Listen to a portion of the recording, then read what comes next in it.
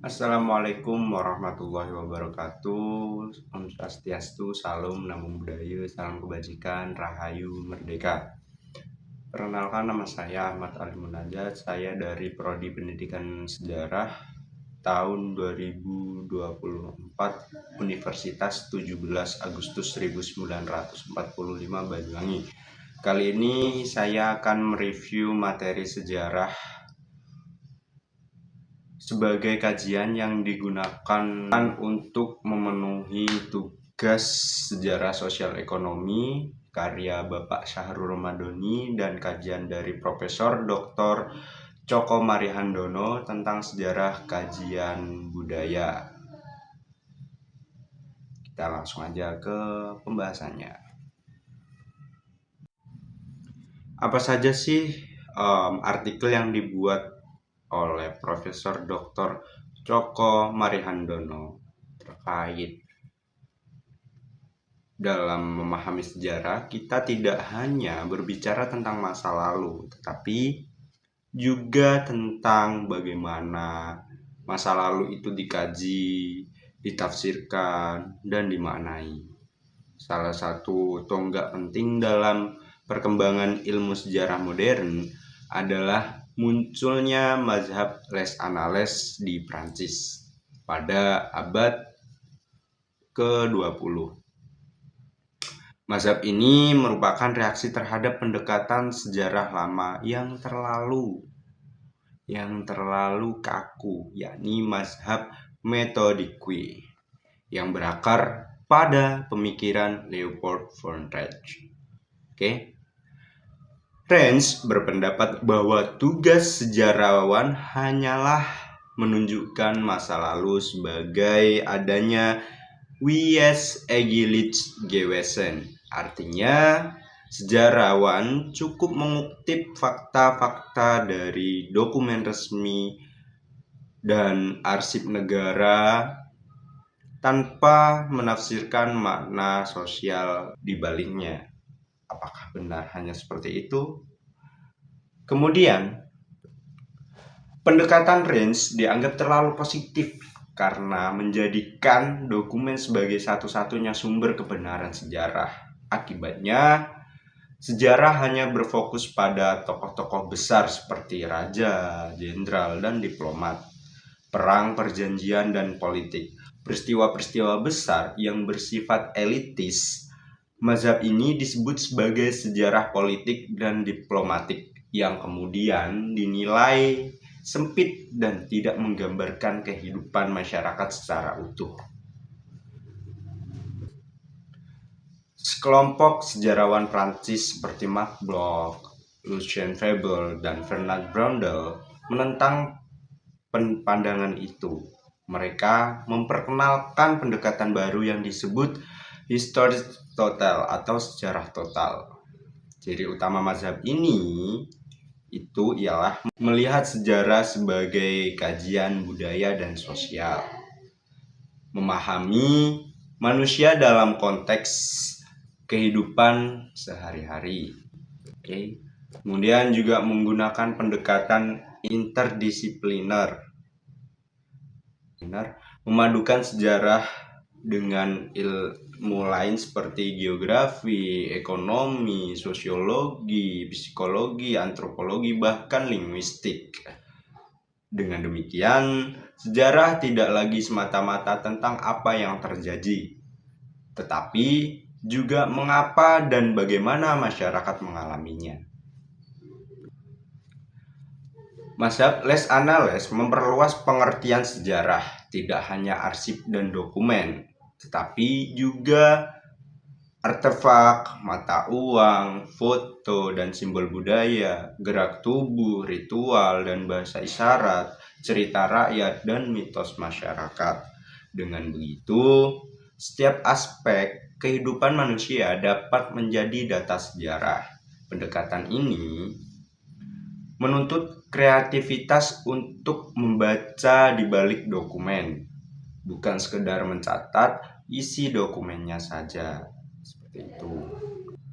Mazhab ini juga melahirkan sejumlah pembaruan besar sejarah menjadi ilmu yang terbuka, tidak elitis. Lahirnya kajian sejarah sosial dan ekonomi, sejarah mentalis, hingga sejarah perempuan mendorong lahirnya penelitian mikrohistori, yaitu meneliti kelompok kecil masyarakat sebagai cermin perubahan besar.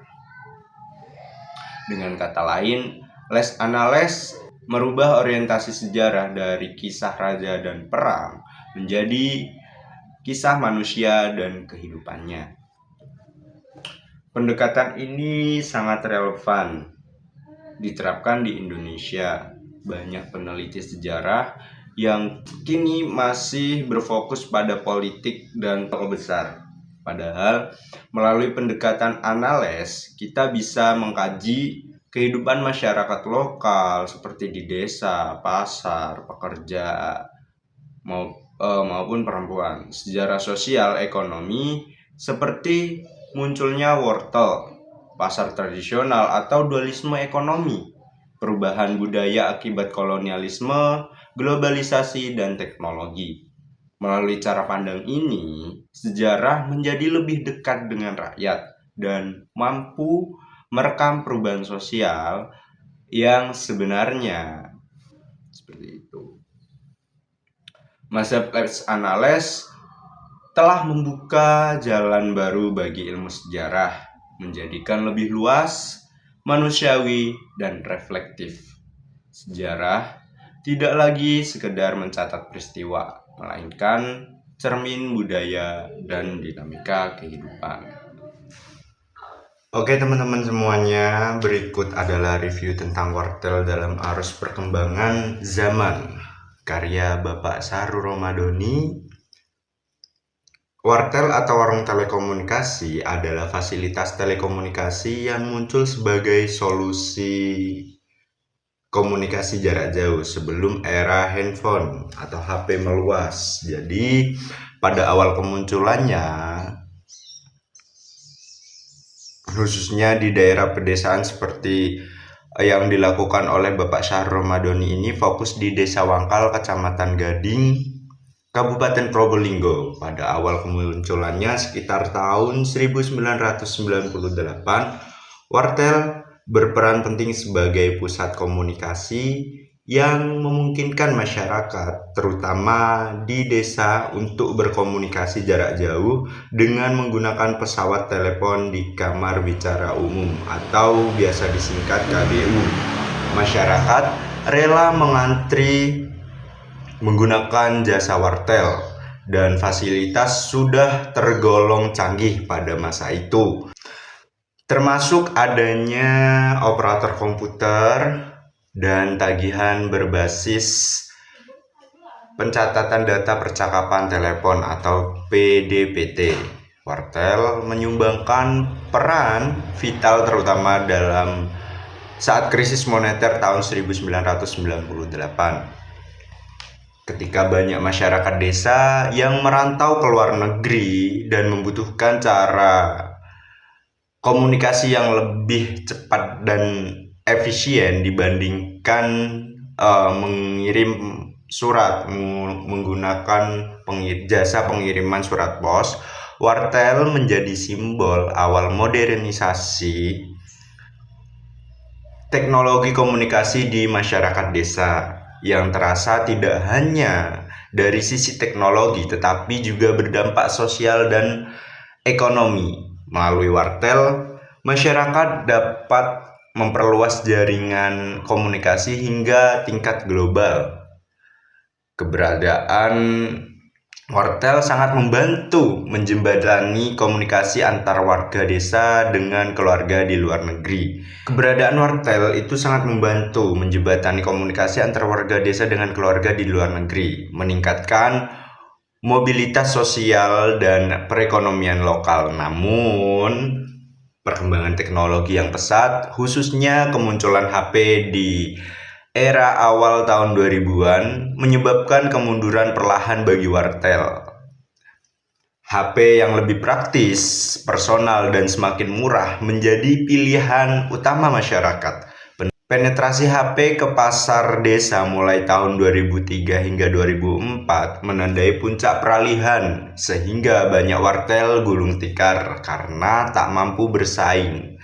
HP tidak hanya menggantikan fungsi wartel, tetapi juga mengubah gaya hidup dan kebiasaan komunikasi masyarakat secara keseluruhan.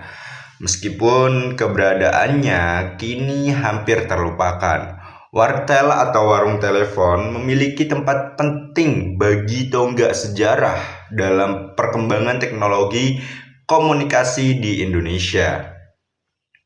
Wartel bukan sekadar alat komunikasi, tetapi juga cerminan perubahan sosial dan budaya masyarakat dalam menghadapi arus perkembangan zaman yang dinamis. Dengan kata lain, wartel mempresentasikan transisi masyarakat dari komunikasi tradisional ke era globalisasi yang dibantu oleh kemajuan teknologi. Mungkin itu saja review dari beberapa artikel yang dikirimkan oleh dosen, dan saya sebagai preview mohon maaf sebanyak-banyaknya, sebesar-besarnya apabila ada kesalahan kata yang kurang berkenan di hati para pendengar, dan terkhususnya untuk para penulis artikel-artikel tersebut. Mungkin itu saja yang bisa saya sampaikan, kurang lebihnya mohon maaf. Akhir kata, wassalamualaikum warahmatullahi wabarakatuh. Om Swastiastu, salam namo buddhaya, salam kebajikan untuk kita semua. Rahayu Merdeka.